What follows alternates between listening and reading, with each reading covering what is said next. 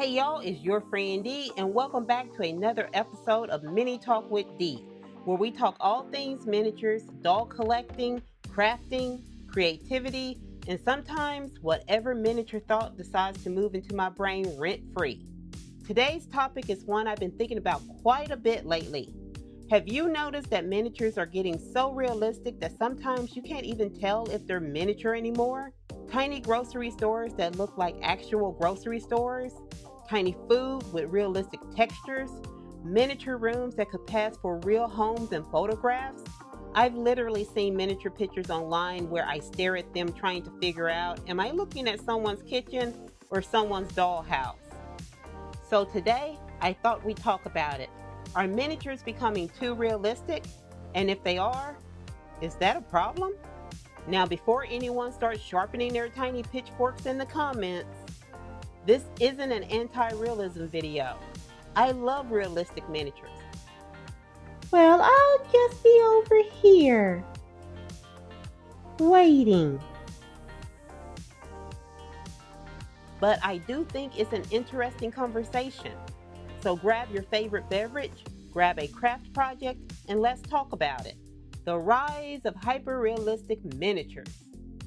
If you've been in this hobby for a while, you've probably noticed how things have changed. When I first got interested in miniatures, most people were just trying to make something cute. Now, some people are trying to make something so realistic it can fool a detective. And honestly, sometimes they succeed. Looks real to me. We've got realistic foods, realistic weathering, working lights, mini brands and Miniverse, handmade artisan miniatures, 3D printing. The level of detail people are achieving today is absolutely incredible, and social media has poured gasoline on that trend. Think about it. How many times have you seen a video that starts with, "Wait, that's a miniature?" People love that reaction. Entire channels are built around that moment of surprise. And honestly, I get it. It's impressive. Sometimes I look at miniature food and think it looks better than what's in my refrigerator. These donuts look amazing. I hope they taste as good as they look. Roger, that's not a real donut. I made that for my doll. Then why does it look more delicious than my lunch? Because your lunch is a microwave burrito. That's a fair point. Is realism making the hobby more intimidating? Now, here's where it gets interesting. As amazing as realism is, I wonder sometimes if it's making the hobby feel intimidating for beginners.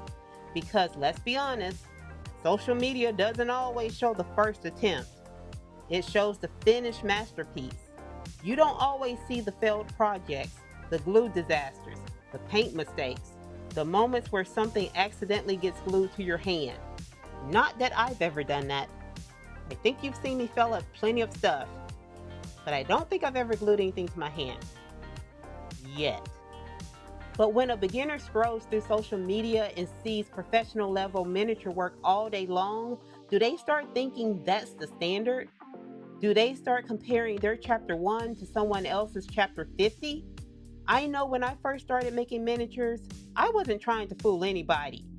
I wasn't trying to create museum quality pieces. I was trying to make something fun, something creative, something that made me smile. And honestly, there's still tremendous value in that. Let me know in the comments, have you ever looked at a miniature online and thought, wow, mine will never look like that? Because I think a lot of us have felt that way at least once. And if you have, trust me, you're definitely not alone. What do we lose when everything becomes realistic? This is probably the most important part of the discussion for me. I've mentioned in a previous video that miniatures aren't just objects. They're stories, they're characters, their imagination, their little worlds. When I look at my miniature village, I don't just see the buildings. I see Tonja, I see Roger, I see Sharon. I see all the ridiculous situations they somehow managed to get themselves into. I look at the church, the bank, the Oasis Motel, and I don't immediately think, wow, how realistic are these? I think about what kind of chaos happens there this week. The stories are what stick with me, not necessarily whether every object is perfectly realistic. Sometimes the whimsy is the point. Sometimes the fun is the point. Sometimes the imagination is the point. What are you doing? Improving this banana. It's a banana. But is it botanically correct? Nobody is going to inspect a miniature fake banana. Well, science demands answers. Well, science needs a hobby. Why realism is actually amazing. Now, I want to be clear, realism isn't the villain here. In fact, realism has done some amazing things for this hobby. It inspires creativity, it pushes skills forward, it encourages innovation, it gives us incredible products. Without realism, we probably wouldn't have many of the amazing foods, room boxes, photography setups, and products we enjoy today. And let's be honest, some of the miniature photography people create now is absolutely stunning. Sometimes realism becomes art. And that's something worth celebrating. We also have new tools helping people achieve results that weren't possible years ago. 3D printing, digital design, and now even AI. AI is already helping people create concept art, brainstorm room layouts, and generate inspiration for future builds. And just between you and me, I'm just a little creeped out by AI. I mean, we all watch the Terminator movies, right? But who knows where things will go next? The future of miniatures is honestly pretty exciting. So, are miniatures becoming too realistic? Maybe. But I don't think that's the real question. I think the real question is, are they still fun?